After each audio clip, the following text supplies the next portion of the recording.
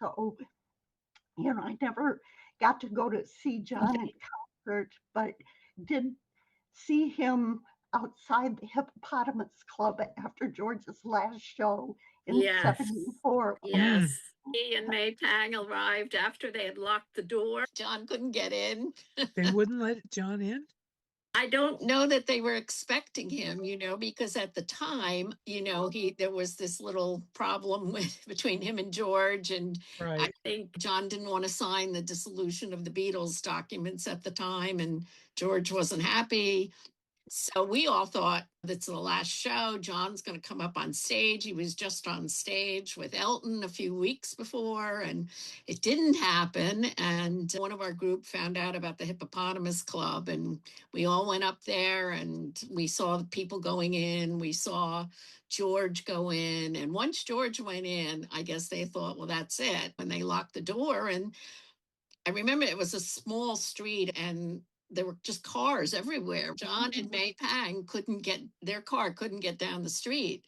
So they walked down the street in between the cars. I was dumbstruck because I had never been that close to any Beatle at that point.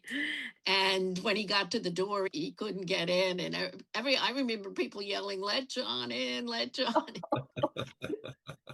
But the funny thing was, I can't remember if you were with us, Chris. We went years ago to see May when she was putting out one of her books of photography.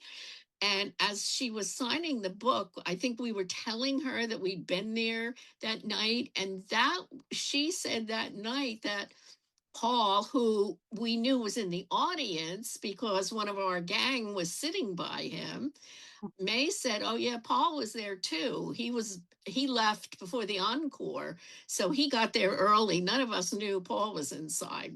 I think if we'd known Paul, John, and George were there, we probably would have never left. Wow. We only saw George and John go in, so." And I think you guys were flying back to Cleveland the next morning, so we were trying to get home at some point. Well, we didn't see George or John and May come out because I remember, we walked him up the street to the car, but I was so dumbstruck I couldn't say a word to him.